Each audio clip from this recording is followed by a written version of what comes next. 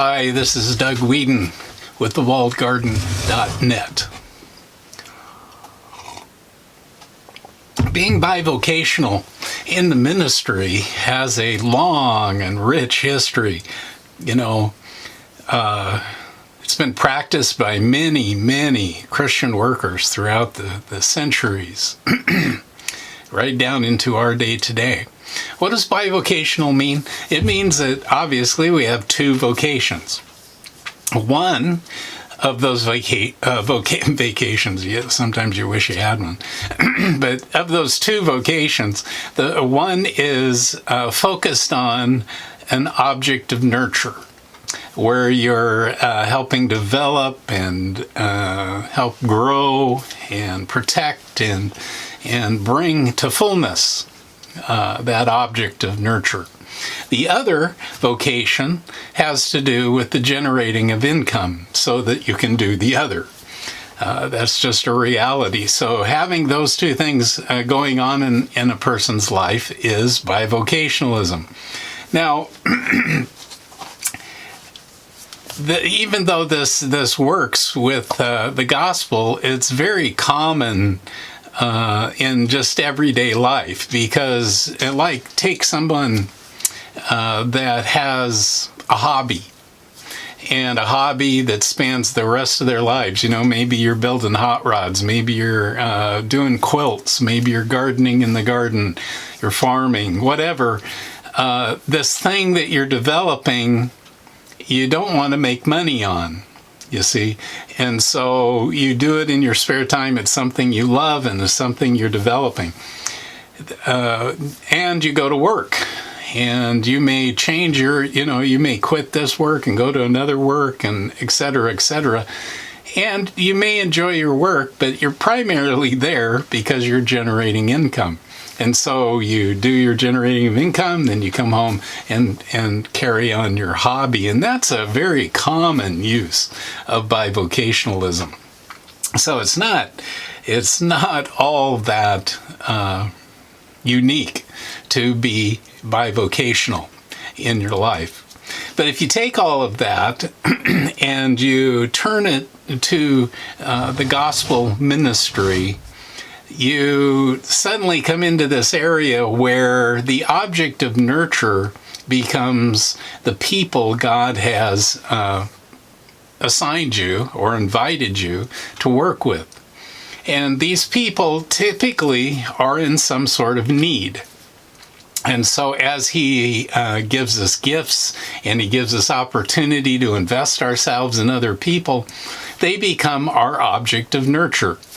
And then, on the other hand, since you can't expect that people in need pay for the services being, provided them, the worker goes and becomes bivocational.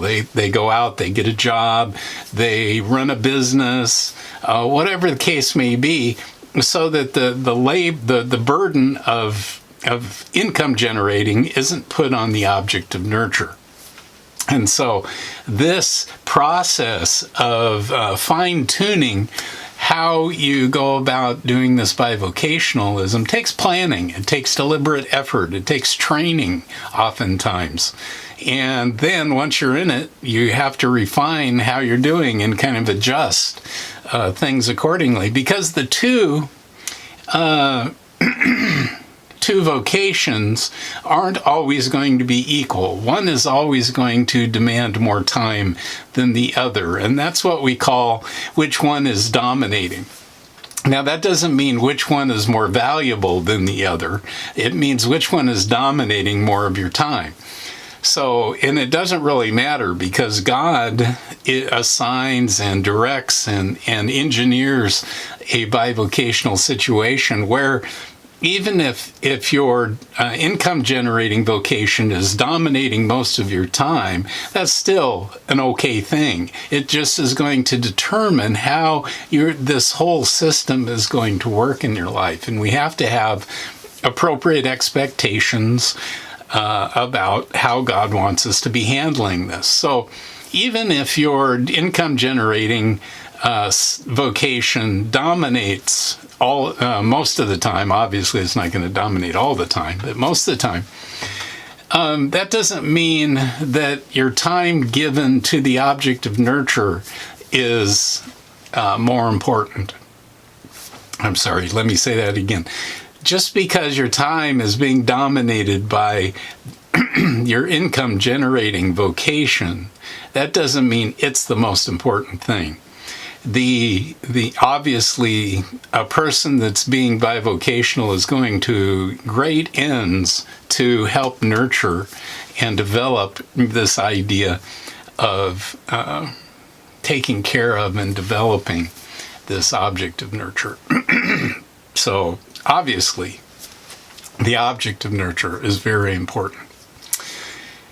In the midst of all of this, there's an old idea that comes into play in bivocationalism, and that is that the more that you try to make money or generate income via your object of nurture, the less nurture is going to occur. So you have this changing gauge that if you're trying to make money on this object of nurture so that you can just keep going, you're not going to have the ability to push past the edge of the envelope to develop this object of nurture. So that's why even if you're having to generate a lot of money on the vocation side that's generating money, and that's taking your time, you're still being freed up and you're not draining your object of nurture to make some money off of it.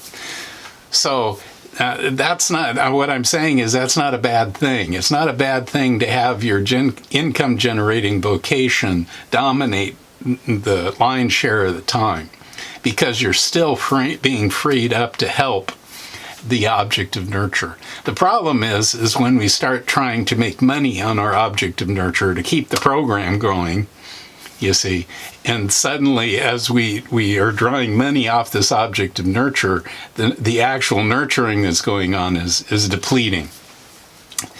As we get to a place where we're just draining the object of nurture and not putting much back in, we're coming to a place of what we call industrialization and institutionalism.